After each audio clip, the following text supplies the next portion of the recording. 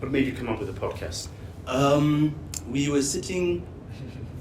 I'd called him. So he is a very amazing person. He came back from his mission and he had an online presence, sharing his testimony online. And I'm very shy. I can't do these things. But I'd always had a concern for returned missionaries who come home and are dejected and let life beat them about. So I called him, I texted him, and I say, I want you to collaborate, have a platform where we talk about, we interview local missionaries, find out how their lives are going, and maybe where they're struggling, and hopefully them seeing us interviewing others touches them as well to say, oh, okay, I also struggled after coming back from mission for 2 months, for the whole year, and I didn't find a job. I'm not alone, So that was our idea for them to see that I'm not alone. Actually, there's others who are going through my same experience, and that there's help out there, and I don't need to feel dejected. There's actually, the church is vast, and missionaries are actually doing great things. So that was a brilliant idea. I think it's a brilliant idea.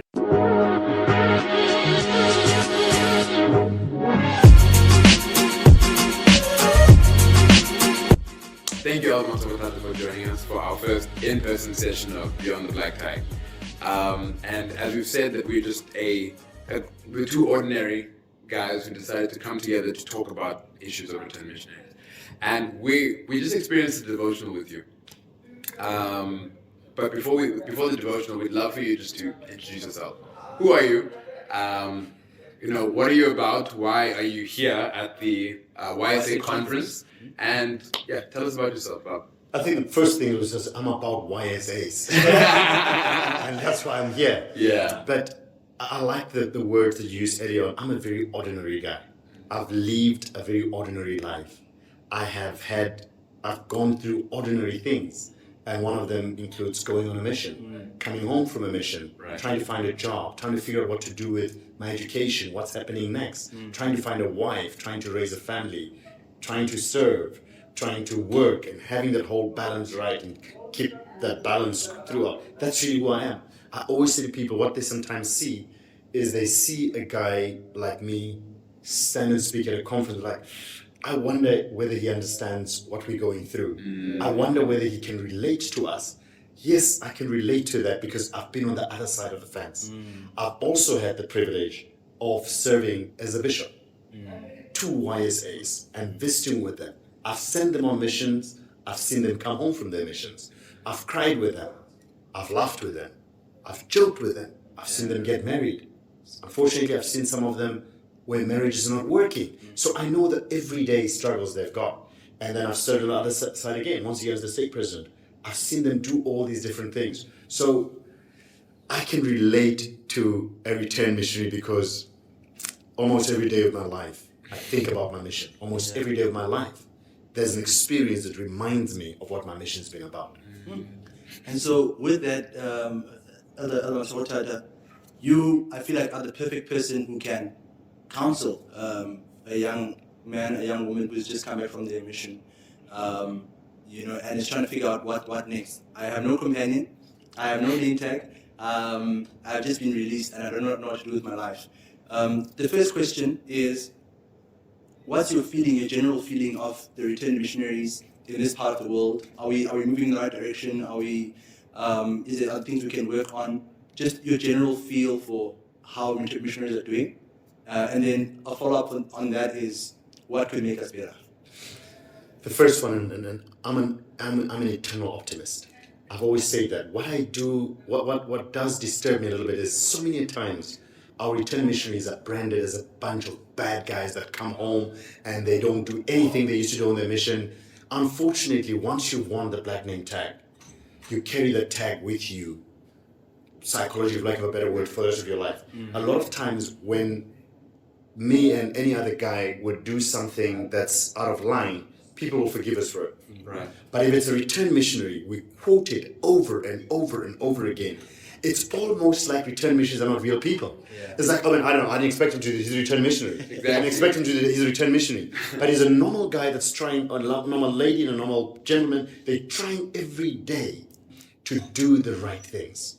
And if you had to ask me to say, I'm an eternal optimist, I think our returned missionaries are doing much, much better than what we give them credit for. They're doing far better than what we give them credit for, because we always quote the one or two guys that have gone rogue. We're like, oh, look at this, it's not working. And use them as examples. Exactly. And people say to me, should I go on a mission? Look at all these return missions and look at all the things they're doing. I'm thinking, okay, so you're going to quote the one guy that's gone bad, and you say everybody else has gone bad. No. Right. We've got accidents on the roads and the highways every single day. Do we stop driving? No, we don't.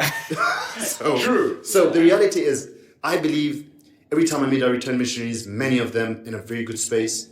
Are they where they used to be on their mission? Not, and exactly not. They're not supposed to be there, because life has got phases. You've got your pre-mission phase, you've got your mission phase, you've got a post-mission phase. That's reality. So what you did before your mission, you're not going to do it on your mission. What you've experienced in your mission, it's going to be different after your mission. And that's why I always say to return missionaries, it's beautiful to have all these return missionary experiences, but you need to have experience with the Spirit post your mission. To say, I had an impression today to greet some lady or to help somebody carry bags. That is a missionary experience. We can't say, no, but then what happened? She joined the church. No, she didn't. But I was a Christ-like person. I listened to an impression. That says to me, they're still in a very, very good space. And they say, oh, I'm not, because I used to knock on a door. Somebody would open. They said, please share the message with us. They get baptized, and we measure that. But the fact that you've lifted or carried some bags for somebody, helped a lady carry a little child, helped somebody push a trolley, those things are great things. And those are things that we've learned as missionaries as becoming more Christ-like. And those are things that live with us for the rest of our lives. So the question of, what do you think I think they're in a great space. The second one, what can we do better? I think just continue doing the small and simple things. It's nothing magical. They just have to continue doing the small and simple things. And this is where it gets tricky. Because we say, keep reading your scriptures. Right. Keep saying your prayers. Primary answers. Exactly. Just do those things. They're like, no, man. Give me something more. I will do something great. But those are the things. So many years later, I go back, and when I read my scriptures and I say my prayers and I'm kind to people and I do the small and simple things, I feel the Spirit. I go to institute, I feel the Spirit. I sing in the choir, I feel the Spirit. I serve, I feel the Spirit. I'm asked to pray, I feel the Spirit. So those are the small and simple things. Because once all is said and done, missionary work is not about a few things that we do and then we go and like, whew, we're done doing them. It helps us to become a certain kind of person. And once you've been off your mission, or once you've been on your mission, you come off your mission, hopefully, mission would have made us become the kind of person that Heavenly Father wants to become. Now it's post-mission, and we continue growing, developing, and becoming that kind of man and woman that He wants us to be. So, and I think I'm loving how you went on to like we're still imperfect people trying to follow a perfect plan.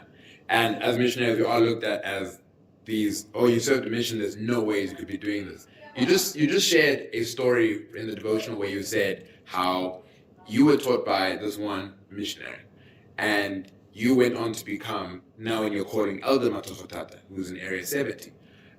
With your experiences in life, when you talk about how you got married, the children that you have, bring them up and everything, and when you went to go and visit this person, he was less active or inactive and hadn't been to church in years. Now, looking at a story like that, or me as a listener could have looked at it and said, well, you either become that missionary, that returned missionary, or Elder Matswagothata.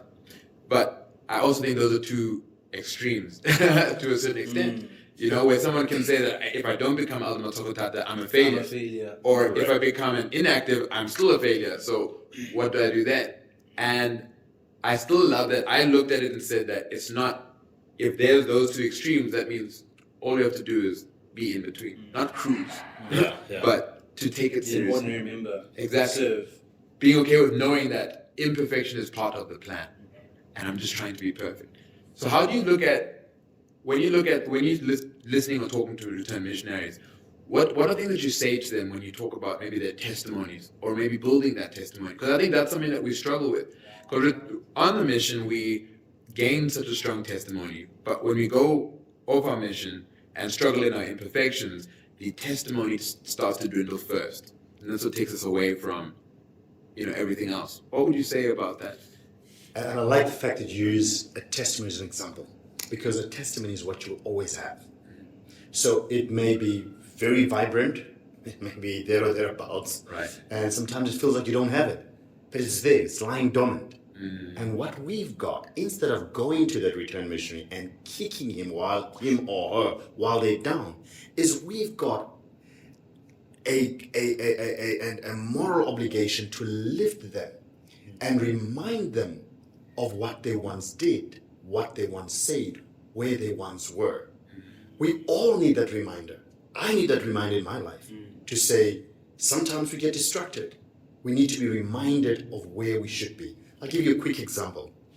And just to build onto that, which I think it's something I feel very strongly about, is we look at a person at a moment in time.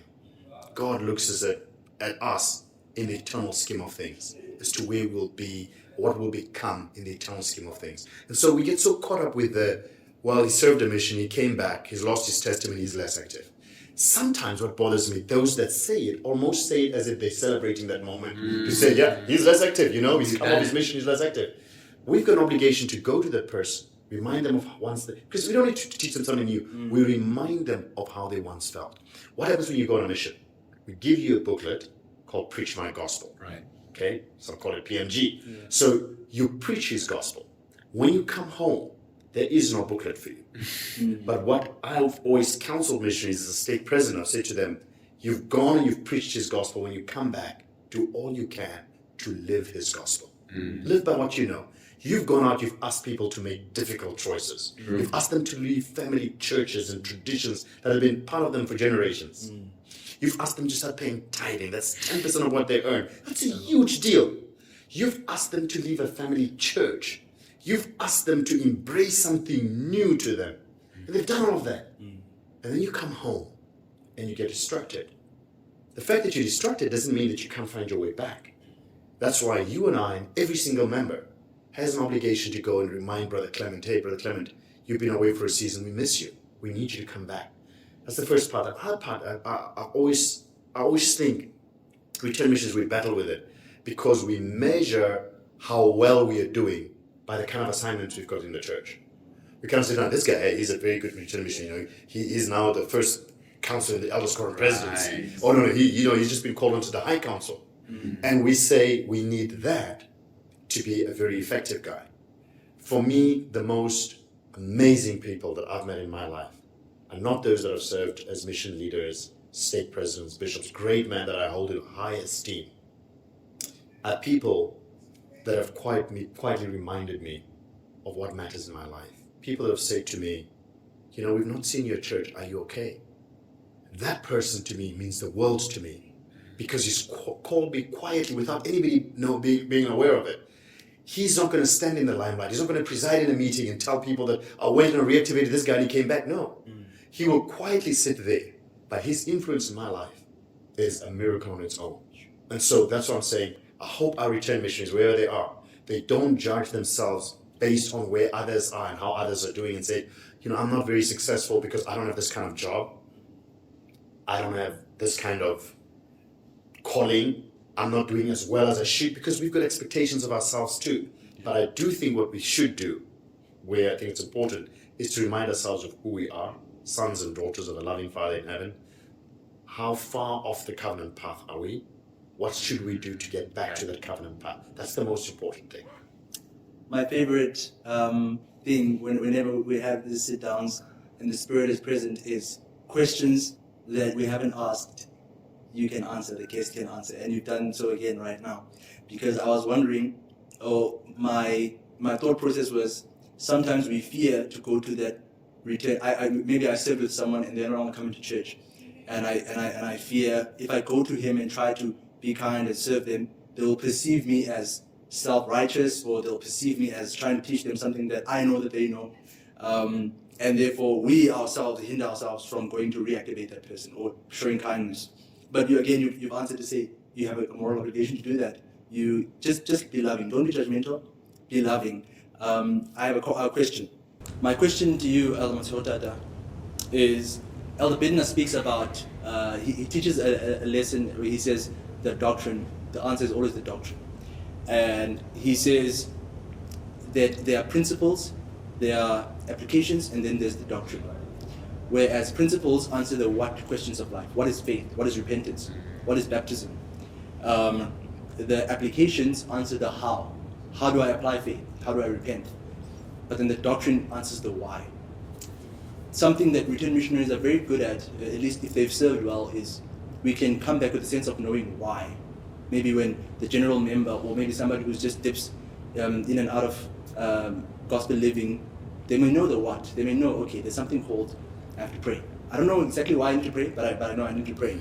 I need to study the Book of Mormon. I'm not sure why. So return missionaries could know the whys, but it almost seems like we lose the how, right? So we learn you have to get married, or look for internal companion, the principle you taught today. And then I don't know why we come to conventions and we don't know how to talk to girls anymore. Or we know we have to become self-reliant because we taught people to be self-reliant. I come home, I struggle to find work. I do not know how to curate a CV that's presentable. We just lose the how of doing things, and then we feel, I don't know if this is working. What do you say to that return missionary brother or sister who may know what to do, but they do not know how to go about it? They don't know how to talk to their eternal companion. They don't know how to become more self-reliant. They don't know how to fend for themselves and grow as a disciple of Christ. I think a simple answer to that is practice, practice, practice. It sounds very easy, but that's really where it comes from, is we practice things over and over and over again. So when we get out of our mission, sometimes the hardest thing is we put ourselves under so much pressure because we want a quick job. Everybody else has got a job. And I said, the danger is that we compare ourselves with others. True. People say, I remember when I came off my mission, that's over 20 odd years ago. Somebody said something interesting. They said to me, I served a very good mission. And when I got home from my mission, I found a job in 6 weeks' time. And I had been home from my mission for over 6 months and I couldn't find a job. And this was starting to bother me. I think in my own world, I was a very good missionary. I tried to be as obedient as can be. I tried to serve as well as I could. But all of a sudden I had this lingering thought that said, only those that were much, much more obedient than me and much, much more righteous are the ones that are getting jobs. I was probably not that. That's why 6 months later, I just don't have a job. No, it wasn't. There were lessons I had to learn during that period of time that were so much more efficient. By the time I got a job, I was grateful that I waited for over 7-8 months to get that job. If I'd received the job earlier on, because I was not humble enough to learn the right lessons, I was going to lose it all overnight. I was going to think it's about me and how smart I am that I got that job. It was about me, I. However, I had to keep going. I had to humble myself. I had to seek for His intervention and be on my knees and plead with Him and say, Heavenly Father, something's going to give. And now I just found a new girl at this time and I want to marry her, and nothing seems to work out. Right. But He realized that timing was everything that I needed. I had to wait for a period of time, and in the Lord's timing, the Oak speaks about timing. In the Lord's timing, I got that job. I was able to work that job, which we'll need another podcast just to go through that, which has been a phenomenal blessing throughout my life. But there was very important lessons to learn. So I wanted to just say, as we practice, we practice, we practice. We go, we go, we go. When we fail today, we don't see it as failure. We go back again tomorrow. We say, what can we learn from this? The same on your mission that you go, you've got comp inventory. Yeah. This time, it's individual inventory. What could I have done differently? Why am I having a battle in this? Why am I having these negative thoughts? Is there something I'm perhaps not doing? Right. And I correct myself and bring myself in line with the things that matter most, and then move forward from there. Well, Elder Matswagothata, thank you so much for your time. I think the biggest lesson of this, I think it just goes back to the testimony, and you gaining us gaining a testimony of the things that we've learned both on mission and off of mission, gaining humility, the Christ-like attributes as well. Those two, testimony and Christ-like attributes, would be something that I can take out of this.